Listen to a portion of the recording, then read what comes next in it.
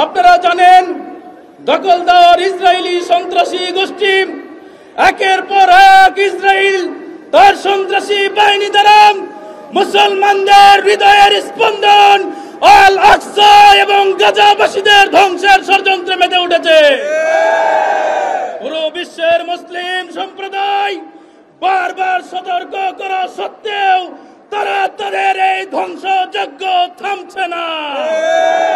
আমরা আরেকবার শেষবারের মতো ইসরায়েলকে হুঁশিয়ার করে উচ্চারণ করতে চাই, তোমাদের এই ধ্বংসাত্মক কর্মকাণ্ড এক্ষুনি বন্ধ করতে হবে, নইলে সারা বিশ্বের মুসলিম যুব সমাজ ইসরায়েলের প্রতি মার্চ করে দুনিয়ার বুক থেকে তোমাদের নিশ্চিহ্ন করার সিদ্ধান্ত গ্রহণ করবে। সম্মানিত তাগুতি জনতা, আপনারা লক্ষ্য করছেন এই ইসরায়েলি গণহত্যাকারী, এই টেররিস্ট, তারা বিগত 20 দিন আমাদের 1390 জন ভাইদেরকে তারা হত্যা করেছে। আমরা এর তীব্র প্রতিবাদ জানাই।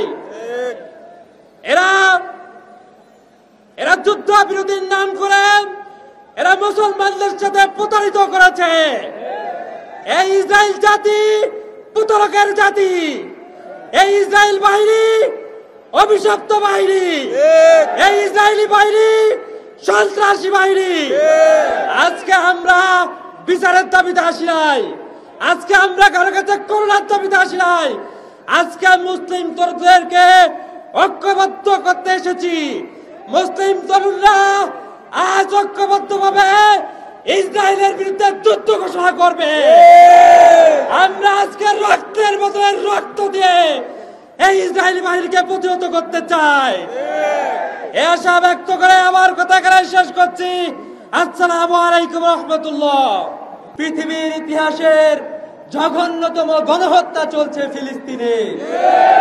আমরা দেখতে পাচ্ছি অসংখ্য শিশু, নারী এবং বৃদ্ধকে হত্যা করা হয়েছে, অসংখ্য সিভিলিয়ান মানুষকে হত্যা করা হয়েছে। আমরা দেখতে পেয়েছি অসংখ্য বাড়িঘর ধ্বংসস্তূপে পরিণত করা হয়েছে। ফিলিস্তিনের সকল মানুষকে, গাজাকে তারা ধ্বংসস্তূপে পরিণত করেছে। আমরা পুরা পৃথিবীর মুসলিম বিশ্ব, পুরা পৃথিবীর মানবতাবাদী জনগণ এই হত্যাকাণ্ডের তীব্র নিন্দা এবং প্রতিবাদ জানাচ্ছি।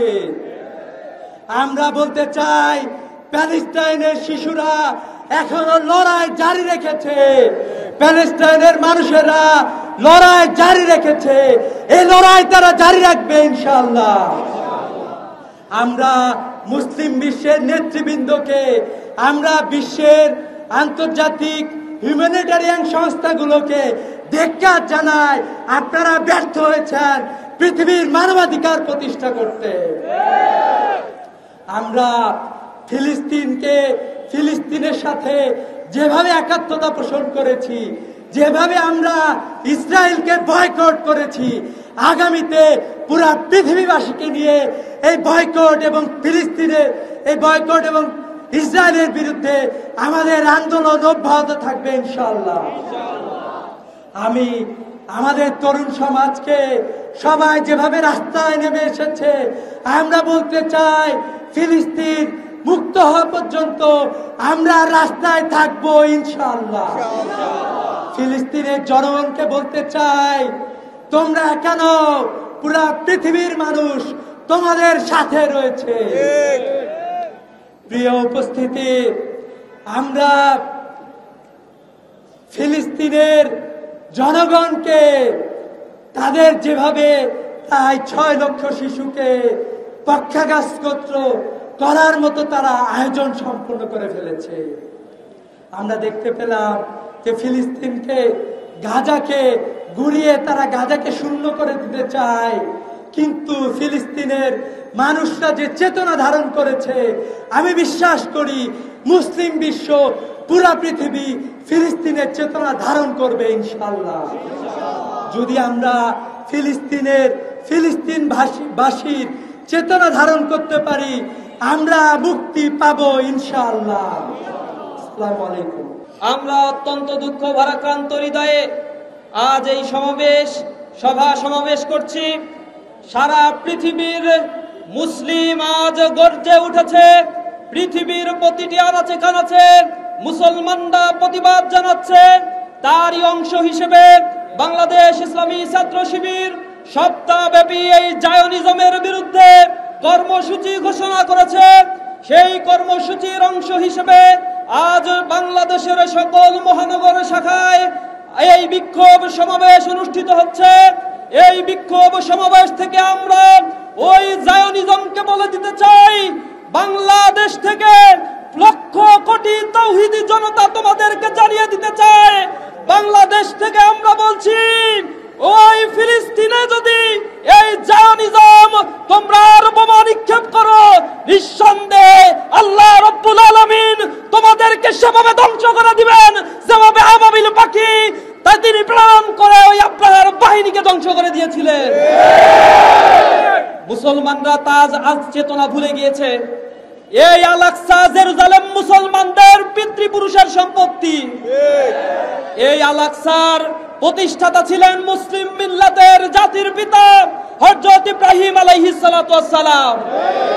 আমাদের নবী হযরত ইয়াকুব আলাইহিস সালাতু ওয়াস সালাম এবং তৎ পরবর্তী হযরত সুলাইমান আলাইহিস সালাতু ওয়াস সালামের হাতে এই জেরুজালেম এবং আল-আকসা তৈরি হয়েছিল।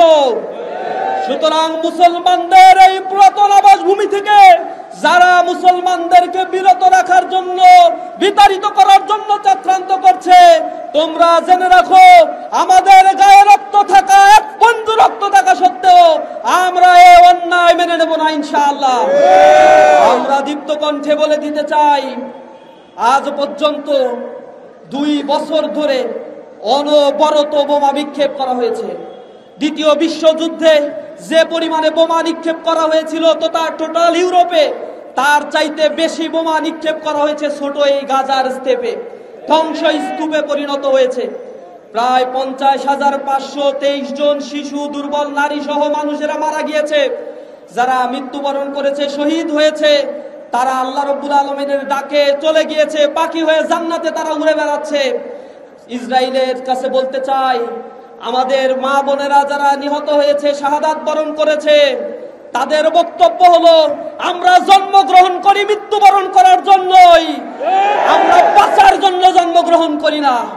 সুতরাং হত্যা যজ্ঞ চালিয়ে মুসলমানদেরকে তাদের ভূমি থেকে বিতাড়িত করা সম্ভব নয়।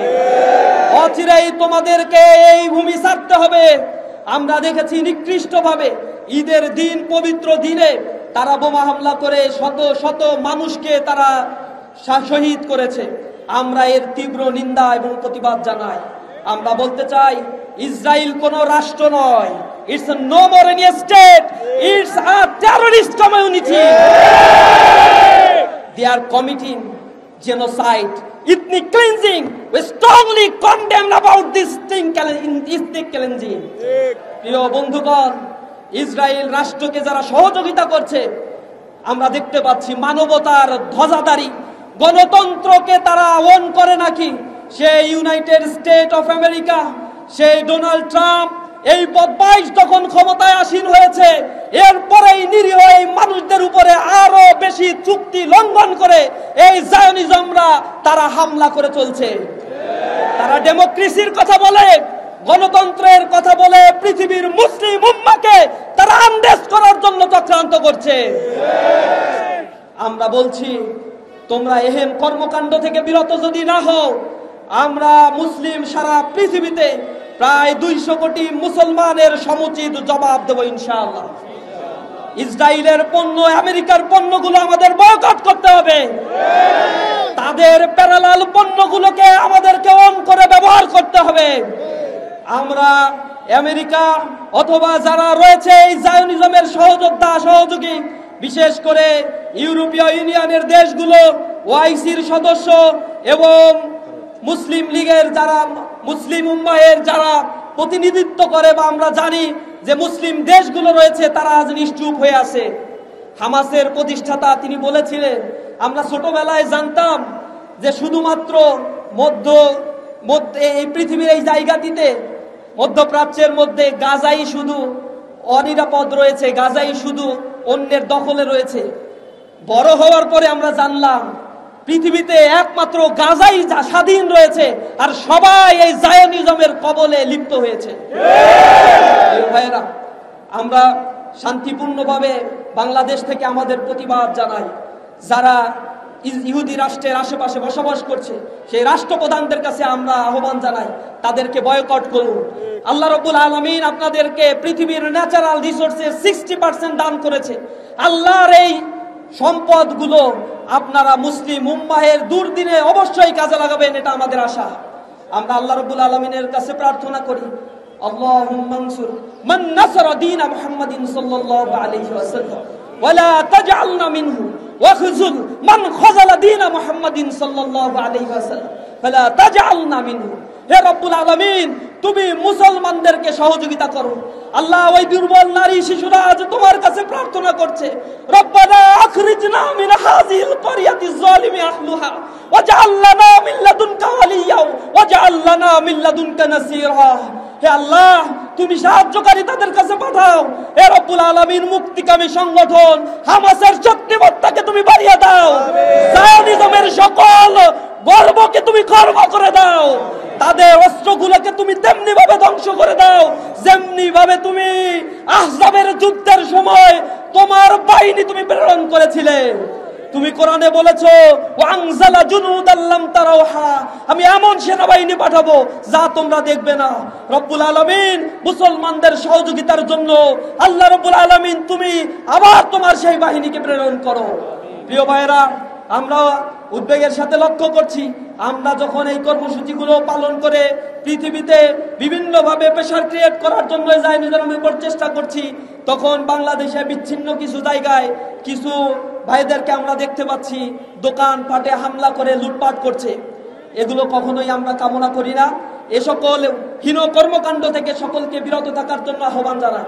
পাশাপাশি আগামীকাল বাংলাদেশের প্রতিটি গুরুত্বপূর্ণ ভবনগুলোতে এবং বাসাবাড়ির বিল্ডিং এর ছাদে প্যালেস্টাইনের পতাকা উত্তোলন করে আমরা প্যালেস্টাইনের গাজাবাসীদের জন্য সমর্থন জ্ঞাপন করার জন্য ইসলামী ছাত্র শিবির কর্মসূচি ঘোষণা করেছি। এরপর দিন আমরা বাংলাদেশে অবস্থিত দূতাবাসগুলোতে স্মারকলিপি প্রদান করব। তাদের কাছে আমরা আহ্বান জানাবো প্যালেস্টাইনের মানুষের পাশে দাঁড়ানোর জন্য। তাদের খাদ্য সংগ্রহ, তাদের স্বার্থের স্বাভাবিক প্রবাহ যেন ঠিক থাকে, এই রাষ্ট্রকে আবার পুনর্গঠন করার জন্য মুসলিম উম্মাহের কাছে আমরা উদাত্ত আহ্বান জানাবো।